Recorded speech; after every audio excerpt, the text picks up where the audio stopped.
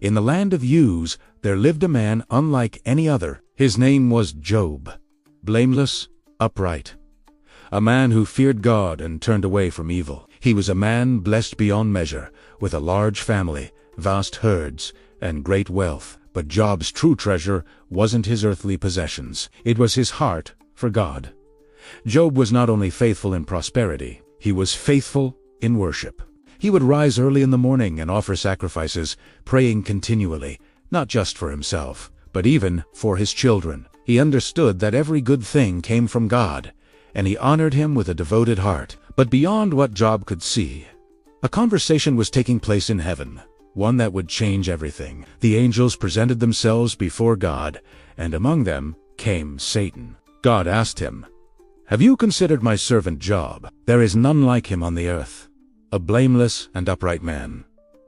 Satan, cold and accusing, replied, "Does Job fear God for nothing? You've blessed the work of his hands, and his possessions have increased. But stretch out your hand and touch all that he has, and he will surely curse you to your face." And God said to Satan, "Very well then, all that he has is in your power. Only do not lay a hand on him." The darkest day began. As Job sat peacefully, a servant ran in, breathless with terror. The oxen were stolen, and the servants were killed. Before Job could even process the news, another arrived. Fire from heaven fell and burned up the sheep. Then, at the earth, the Chaldeans attacked and carried off the camels. The blows came faster and faster. Finally, a fourth servant, weeping, delivered the most devastating news of all. "Your sons and daughters were feasting, and a mighty wind struck the house. It collapsed. They are gone." In moments, Job lost everything: his wealth, his security, and even the children he loved so dearly. He tore his robe, shaved his head, and fell to the ground. But what he did next shocked heaven and silenced his accuser. With tears streaming down his face, he said, "Naked I came from my mother's womb, and naked I shall return. Tell Lord Gabe, and the Lord has taken away. Blessed be the name of the Lord." In all this, Job did not sin or charge God with wrong. He did not curse God. He worshipped. But the test was not over. Satan appeared before God again, skin for skin. "A man will give all he has for his own life, but strike his flesh and bones, and he will curse you." And God replied, "He is in your hands, but you must spare his life."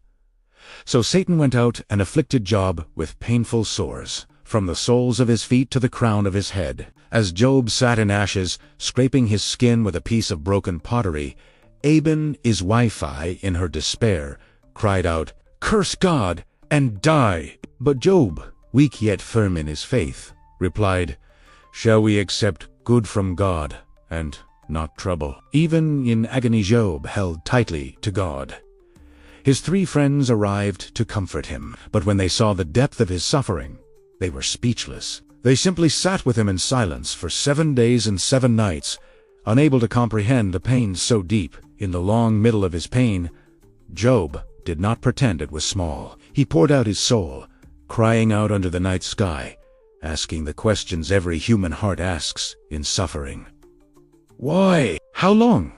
Where are you, God? Then, the turning point. Out of a great storm, from a whirlwind, God finally spoke. He did not give Job simple answers or neat explanations for his suffering. Instead, he answered Job with himself. His voice thundered, "Where were you when I laid the foundations of the earth? Tell me, if you have understanding. Who marked off its dimensions? Who laid its cornerstone while the morning stars sang together?" God revealed his infinite power, wisdom, and sovereignty over all creation. And in that moment, Job's perspective shifted. Humbled, he fell to his knees. "Surely I spoke of things I did not understand, things too wonderful for me to know. My ears had heard of you, but now my eyes have seen you." His faith was refined, moving from simply knowing about God to truly knowing him. And the Lord restored Job. He healed his body and blessed his latter days more than his beginning, giving him double what he had before. Job's story reminds us that faith is proven in suffering, that God is sovereign even when He is silent, and that our pain is not always a punishment. The enemy may test us, but God always sets the limits. Ultimately, restoration belongs to the Lord. If you are walking through hardship today, remember Job. And remember this: your suffering is not the end of your story. God remains faithful. If this video blessed you, subscribe, like, and share it, so the Word of God can reach others who need hope. Thank you for watching.